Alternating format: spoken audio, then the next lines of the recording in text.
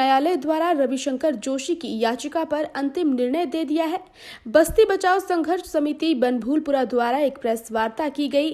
Press वार्ता के दौरान रजनी जोशी समिति के संयोजक ने बताया कि फैसले में भूमि के ऐतिहासिक परिप्रेक्ष्य में गोरखा शासकों के कब्जे को माना गया है। बाद में ईस्ट इंडिया कंपनी द्वारा 1815 में नेपाली शासकों को हराकर 1816 में हुई सांगुली संधि के तहत जमीन का मालिक माना गया है।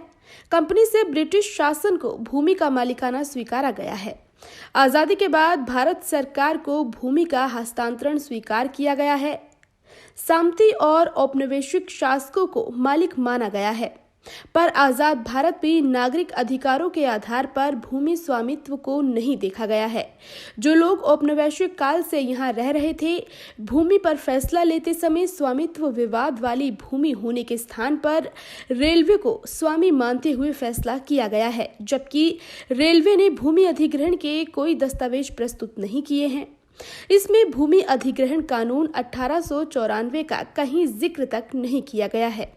ये निर्णय रेलवे को बिना कानूनी दस्तावेजों के भूमि का मालिक बनाता है।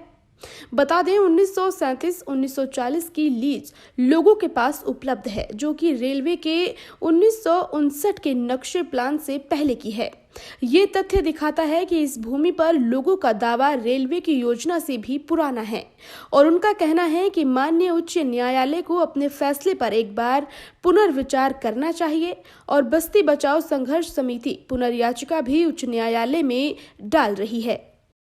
हम जो है माननीय जो हाई कोर्ट है उनसे ये कहना चाहते हैं कि उन्हें अपने फैसले पे एक बार पुनर्विचार करना चाहिए और हम लोग जो है बस्ती बचाओ संघर्ष समिति पुनर्याचिका भी हाई कोर्ट में डाल रही है। हाँ, और हमारा ये कहना है कि जो फैसला हुआ है वो फैसला जो भूमि सुधार 1901 जो अधिनियम था उसके तहत हुआ है। हम माननीय हाई कोर्ट महोदय से कहना चाह रहे हैं कि जो फैसले को जो है 1950 जो अधिनियम है यानी कि जमींदारी उन्मूलन कानून है, तो उसके तहत किया जाना चाहिए। उससे पहले जो है जो शहर के किनारे में जो लोग रहते थे उन्हें वर्ग 12 के तहत रखा जाता था, पर 1950 के बाद जो वर्ग 12 के लोग हैं उनको जो ग्रीव होल्डर कहा जाता यानी कि बाग धारक कहा जाता था, उनको 1950 अधिनियम के तहत उनको उस ज़मीन का असली मालिक घोषित कर दिया गया था।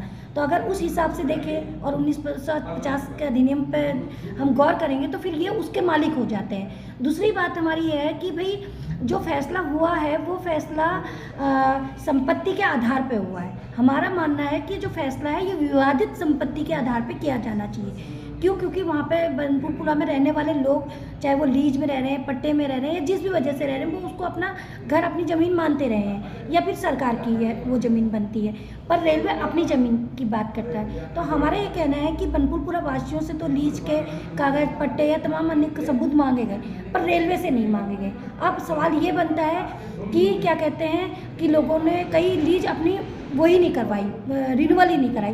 तो हमारा कहना है कि क्या रेलवे के पास ज़मीन आ चुकी है? तो रेलवे के पास भी ज़मीन नहीं आई हुई है, जिस प्रकार से लोगों की पास लीज नहीं आई है। तो अब ऐसे में जो है फैसला जो है क्या कहते हैं मानवीय आधार पे किया जाना चाहिए, है ना। और 1950 अधिनियम के तहत अगर हम बात करते हैं कानूनी उस रूप में, तो ये ज़मीन उन लोगों की बनती है।